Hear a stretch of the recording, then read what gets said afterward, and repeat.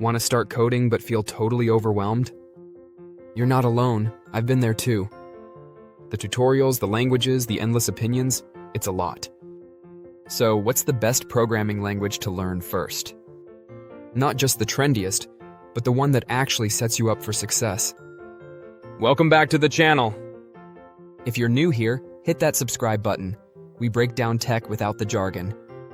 Now let's jump into what really matters when choosing your first programming language. I still remember the first time I decided to learn programming. I sat in front of my laptop, opened Google, and typed, "Best programming language to learn for beginners." You know what happened next? A flood of opinions. Some said Python. Others screamed JavaScript. A few even said start with C or Java to build a strong foundation. It was overwhelming. I didn't know which advice to follow. I wasted weeks jumping from one programming language to another, thinking the problem was the language. But the real problem was clarity. So, if you're new to coding and wondering which programming language you should start with, let me make it easy for you. The short answer? Start with JavaScript. And I'll explain why, from real-world experience, not just theory. First of all, let's talk about why people recommend Python to beginners.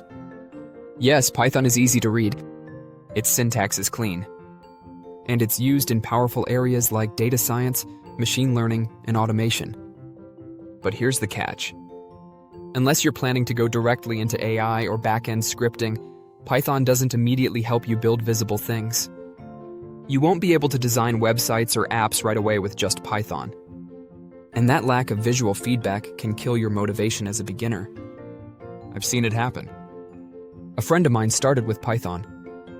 2 months in, he had no idea what to build. He lost interest. Now let's compare that to JavaScript. JavaScript is the language of the web. Everything you see on websites, animations, interactive buttons, drop-downs, that's JavaScript in action. And the best part?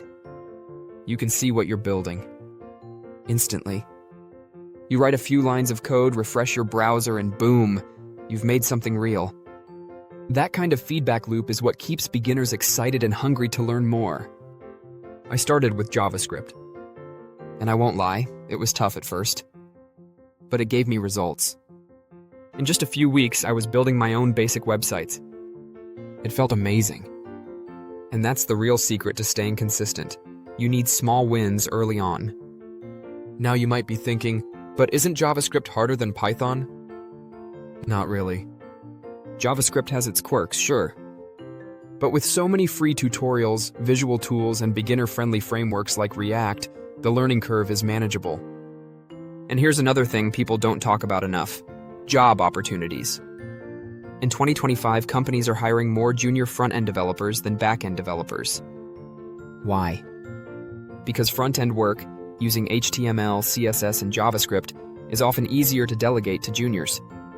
It's visual, testable, and doesn't require managing servers or databases. So if your goal is to get a job or freelance as fast as possible, JavaScript is the fastest way there. Now let me give you a simple, actionable roadmap. Start with HTML and CSS. These are not programming languages, but they're the foundation of the web.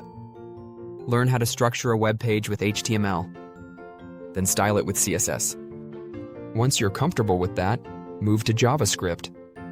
Understand variables, functions, arrays, and loops. Build small projects like a calculator or a to-do list. After that, dive into React, a JavaScript framework used by top companies like Facebook, Netflix, and Uber. React helps you build modern, fast websites and web apps. And trust me, knowing React will put your resume ahead of thousands of other beginners. I followed this exact roadmap. Within 6 months, I landed freelance gigs. I didn't have a degree. I didn't take a course. I just stayed consistent. And I built real things. So if you're still confused, here's my honest advice. Don't overthink it. Start with HTML and CSS. Then move to JavaScript. Stick to it for at least 3 months. Ignore the noise. Build small projects. And stay consistent. In 2025, there's no shortage of tutorials, tools, and communities ready to help you. But no language will work if you keep jumping around. Pick one. Stick to it. Build something. And when you do, when you see your first project come to life on your screen, you'll understand exactly why JavaScript was the best choice. Thanks for watching. If you found this helpful, make sure to like and subscribe for more beginner-friendly tech advice that actually works. See you in the next one.